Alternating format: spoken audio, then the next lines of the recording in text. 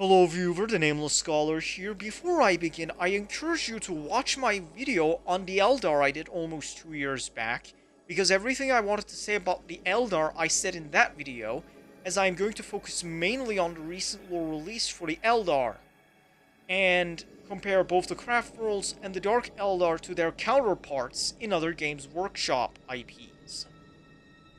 As usual, the Eldar are nothing but incompetent idiots that are the epitome of losing the battle but winning the war.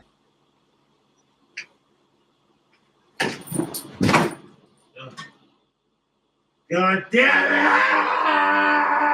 it! Brief update, I was right. We are back in the Maelstrom, and it is most likely that we are going to have a return to Badab sooner or later. So Prince Yriel of Eondon teams up with the Harlequin Mask of the Midnight Sorrow to go to the Crimson Eyrie to raid it, to take back loot, soulstones, and most importantly, prisoners of war from Aleitok. Yriel splits his fleet in two, but unfortunately Huron Blackheart happens to be nearby. Of course! Because why wouldn't he be? He and his fleet attack the docked Eldar ships, but they were a ruse. They start flying away to lead Huron Blackheart away, but the ships in reserve, led by Yriel, ambush the Red Corsairs. They are able to free the POWs and get the looted weapons as Spirit Stones, but Huron understood that he had been tricked and goes back to the Crimson Eyrie, and essentially inflicts much more damage than it was worth for Yriel, as he lost a powerful ship that also happened to have the POWs, weapons, and soul stones. Brilliant! Sure, Huron is grumpy that he was attacked in his own seat of power. It's that he had the last laugh in the end. The Eldar this time straight up lost. It wasn't even a case of losing the battle but winning the war. So once again, we see that the Eldar cannot have good things and GW are cannibalizing on themselves. Also, remember the Ynnari? If you don't, I'm not surprised. They serve their purpose of resurrecting Robute Gilliman. However, I believe the reason why GW sidelined them is not because the Eldar don't sell well, but I believe that the Ynnari were never meant to be expanded upon. It's why there isn't a third Ynnari book. If you want the details, watch this video. Now that I got that out of the way, let's compare the Eldar in detail, well, as in detail as somebody who's not a lore expert on fantasy can be, to their counterparts in both Warhammer Fantasy Battle and Warhammer Age of Sigmar. And no, I'm not including the end times, so I'm not going to whine about the lore for the rest of the video. Mostly. And talk about the things I actually like. But I'm talking about elves, so This is just another Elgates game! let's start with the High Elves. The High Elves of Warhammer Fantasy, at first led by Ynari, who is the Fingolfin of Fantasy, defeated 4 of the strongest Greater Demons of Chaos in a last stand, while the greatest Archmage of Ulthuan, Kalador Dragon Tamer, made the great ritual to make the Great Vortex to stabilize Malice. However, Kalador and the mages that opened the Great Vortex got trapped, forever keeping it open to quell the raging magic, whereas Ynari succumbed to his wounds after he put back the Sword of Cain back to the altar. In the millennia to come, the High Elves colonized the Old World, the lands that would one day become realms of men such as the Empire, Bretonnia, and Kislev. The son of Ynari, Malekith, decided to wait for his turn as Phoenix King, as the other princes insisted that Malekith was too hot-headed. Well, as I've said before, at first Malekith accepted and explored the aforementioned lands in the Old World, even conquered the Chaos Wastes. However, with his short temper, the doubt planted within his mind by the Phoenix Court, and the resentment that seeped from his mother Morathi, Malekith gained power by waging a war against the cause of Slaanesh in Ulthuan. Then he struck down the Phoenix King Belshazzar, and walked inside the flame of Asaurian, but the doubts planted within him instead burnt him alive. This caused the Sundering. Those who were loyal to Malekith joined his side, and thus began, well, the Sundering. The war was brutal, but the High Elves managed to push them back to Nagaroth for the west. But the greatest failing of the High Elves wasn't even the Sundering. It was the War of the Beard, when they in their hubris broke their alliance with the dwarves. What happened was that Dark Elves, disguised as High Elves, ambushed a dwarf caravan, pillaged it, and massacred everyone. So the dwarf king at the time, Gotrek Starbreaker, demanded an explanation. If only the High Elves actually gave an explanation, the War of the Beard wouldn't have happened. They wouldn't have been forced to retreat from the old world when the dwarves won. And I don't even like the dwarves! That aside, the High Elves also have more interesting characters. Tyrion and Teclis, for example. Before C.S. Godo's writing damaged the Eldar lore, and before GW turned him into the Kaldor Drago of the Eldar, Eldrad Ulfran essentially used to be the combination of Tyrion and Teclis into one character. On the High Elves, there's also Yriel, Elfarion the Grim. People often call him the Elven Batman of fantasy, even though some give that title to Alif Anar, whom to this day I can't believe that he's voiced by one of the twins from Sweet Life. Whereas the Dark Elves, as I've read the lore more, I have warmed up to them. Lokir Fellheart is one of my favorite characters in fantasy, and Malice Darkblade is a fan favorite. It's that the Dark Elves at their worst, which isn't really that badly written, are the epitome of winning the battle but losing the war. They have invaded Ulthuan many times, only to be driven back to Naggaroth every single time. And even if the entirety of Ulthuan had united, they would not be able to conquer Naggaroth without heavy casualties, as the Dark Elves thrive off of attrition.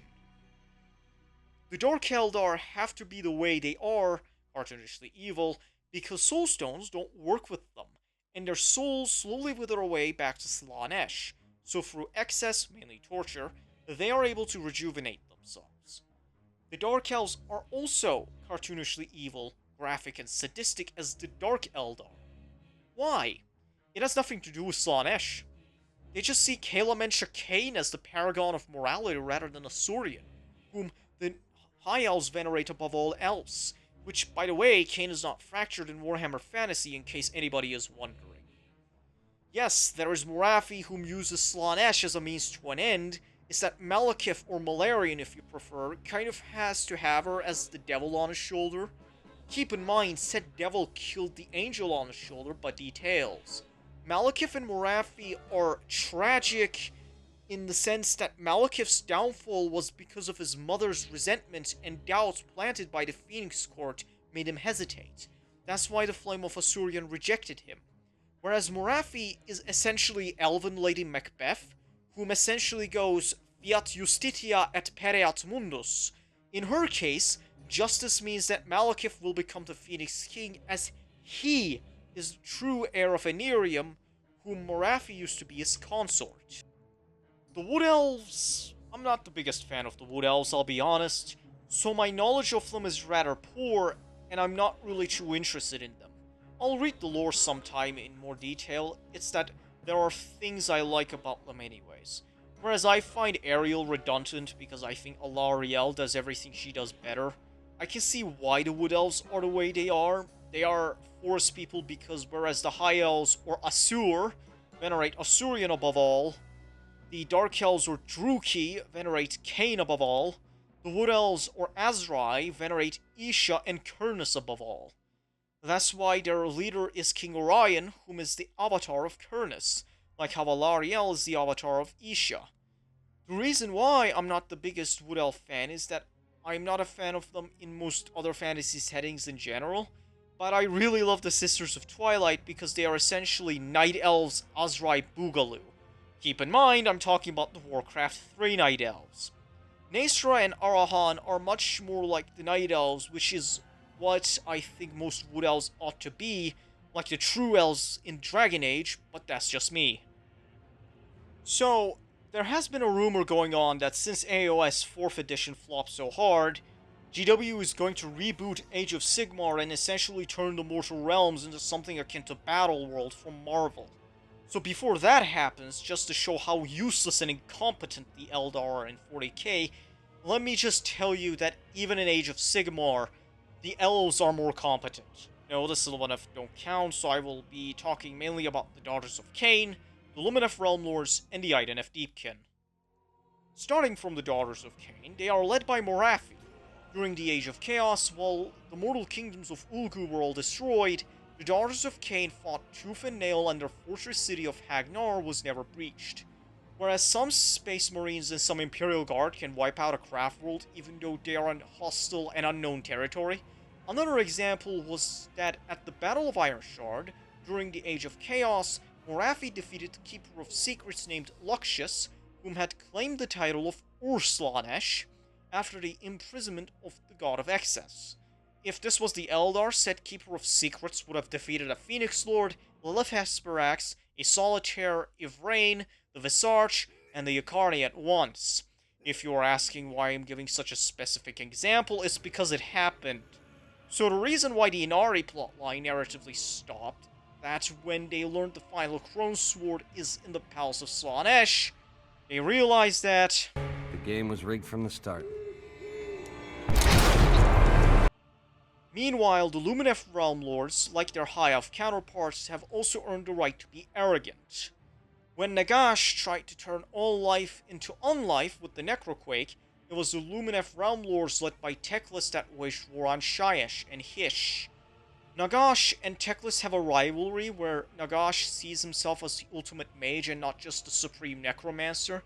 Think of it like Reed Richards and Doctor Doom. Anyways, at Hysh, at Mount Avalanor, Teclis, although he too was gravely wounded, actually managed to defeat Nagash, and he has been licking his wounds ever since. Whereas, say, Eldrad Ulfran is now the Kaldor Drago of the Craftworlds. Whereas the Idoneth Deepkin, they have a similar condition to the Dark Eldar, where they have to do the things that the Dark Eldar do unless their souls wither back to Slaanesh, even when imprisoned. They escaped from Teclis, whom had rescued them in the first place alongside his twin brother Tyrion. Tyrion was the voice of reason for once that prevented Teclis from driving them to extinction. So they escaped to the ocean depths. Their leader, Volturnus, was able to defeat the Mask of Slaanesh, even though this was retconned to be an unnamed Keeper of Secrets later on, and lost only one of his eyes. You think this would happen with any Eldar named character, with the exceptions of Mohg Ra and Fuegan? And keep in mind, I'm not as knowledgeable of the Deepkin as I am with the other two. That and Volturnus and Morathi are allies. She stole their lantern relic to become a goddess, and then gave it back to the Deepkin when she was done with it, stating that she wants to have an alliance and that a steady supply of souls will be given to Volturnus.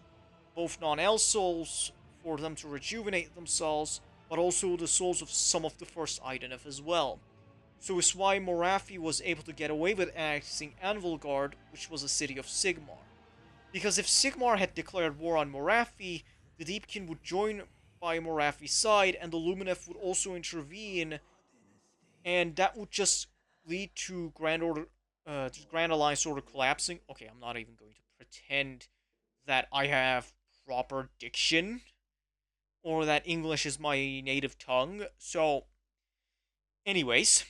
But whereas the Eldar, they are the joke of 40k, and if you have watched my video on the Eldar, you know why. Well, anyways, guys, this is going to be it for this video. I am the Nameless Scholar, and never forget, apathy is death.